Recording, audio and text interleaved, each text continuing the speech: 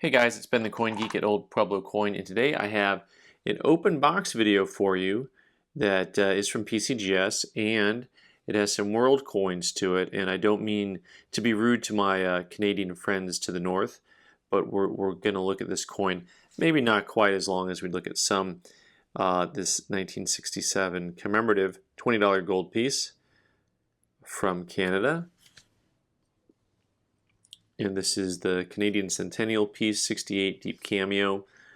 Sent in for a friend of the show who said, he just likes to have these certified when he gets them in. It's the type of thing that everyone's got their own preference for what they want to get in a holder.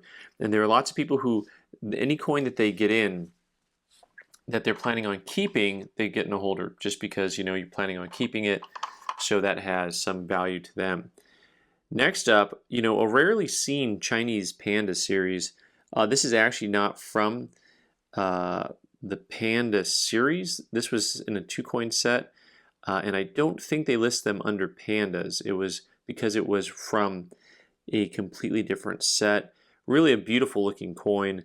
Of course, the panda there with the bamboo to the left and the 5-1 symbol underneath.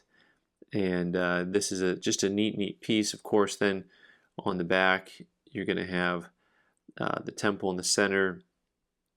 Really a beautiful coin overall. This was a Proof 68 deep cameo. Interesting coin because not that many of them have been graded. PCGS has only graded 80 of these, and they don't have, well, they actually have a price guide on them, but I'm not sure if it's accurate because they haven't really traded much. And so I'm going to talk in this video a little bit about some of the things that PCGS has a price guide on and things that they don't. This coin in a 68 deep cameo, there are 33 graded that grade with 24 graded higher. So it's kind of fun because it's such a low mintage. It was actually sold in a 2-coin set and had this cool gold yak with it. It's a wild yak.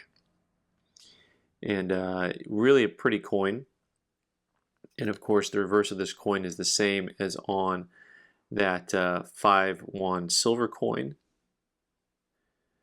and just really a fun design. I always thought that these were attractive coins as far as coins go. So this guy here on the yak, the wild yak, there's a population of only 30 graded, which is also interesting because you'd think there'd be a lot more of these graded than the silver ones. And this is the WWF Wild Yak, so there's a lot of wrestling involved here. 69 deep cameo, neat coin. And what's interesting is, so PCGS has a price guide of about $11 or $1,200. They have 23 in 69 and only 170. By the way, also on the silver piece, there's only 170. That's a good way to make a coin valuable, right? It's like first one to 70 wins, and everyone else you're just kind of stuck holding the bag. All right, next up we've got a doozy, or is it a floozy? Maybe that's the wrong word to use there. I don't think I can say that on the radio actually. So this one is a little bit interesting, and I'm looking at it right here right now, trying to get ready to explain what this coin is, because it's really hard. So sometimes I can see things in IRL in real life that I can't see on the videos. So PCGS called this AU Details Surfaces Smooth. 1896 over 1 GO over AS RS over ML. Well, that's a whole lot of stuff going on. So I liked this coin. I sent it in because it's got a whole lot of stuff going on. So you've got the GO over AS, right? So there's your GO, right? And it's hard to see the A under the G, but you can see the S in the middle of the O sticking out there, and they're saying it's 96 over 1. So under the 6, can you get a little bit of the 1? You see the 1 sticking through there? So you got to realize, so what they did is they shipped the mint, they shipped the dies to a different mint, and then they would erase the year, 1891, and then they would, carve a new year into it, right? So carve or stamp. And the toning is really cool on this coin, and I thought when I first looked at it that it was original because they have a certain type of luster to these coins that we're not used to. They actually look, they all original. Some of these coins originally in original condition look whizzed, like they have that same kind of look that whizzing does. But this coin I don't believe has been whizzed, but they call it surfaces smoothed. And when I get close enough to the coin in person, I can see what they're talking about. But just because of my lighting in here, I'm not able to really depict it well.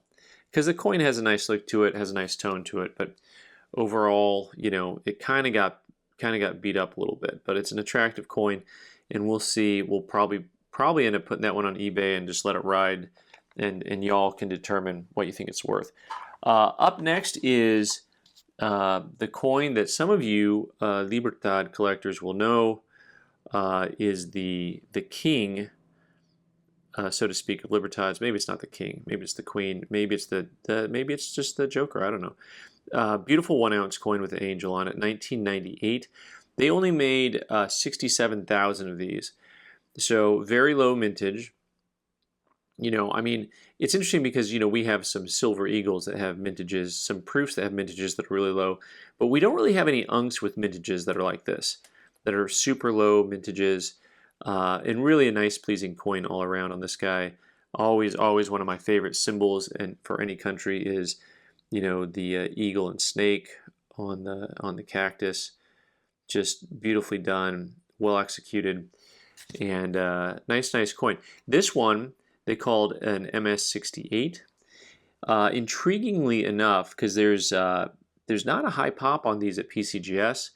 Your population on MS68s is 60 with 55 graded finer, and I'm intrigued they don't have a price guide for these, because you'd think that the Mexican market would be a little bit more well known.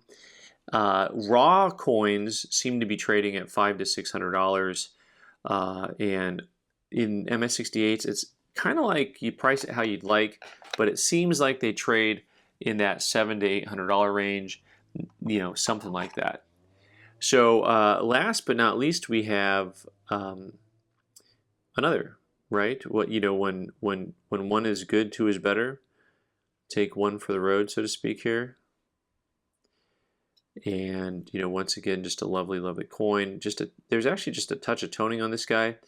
MS69. Now this is interesting because MS69, the population is 53. There's only two graded 70, and I haven't been able to find exact records of sales of these that have been really recent. I found a guy who wants $2,000 for his, and so we'll see. We'll try to feel out the market a little bit and see what we can get on this coin, what we should price it at that's kind of fair market value. A little more difficult on a coin like this to understand really what the market is. When they don't trade frequently, there's only 53 known, right? And only 2 graded higher. Yeah, so kind of fun stuff. A little bit of unboxing there for you guys, and I hope you enjoy that. I'm Ben the Coin Geek. You can subscribe by clicking on the owl button in the corner and watch more videos on the right side of the screen.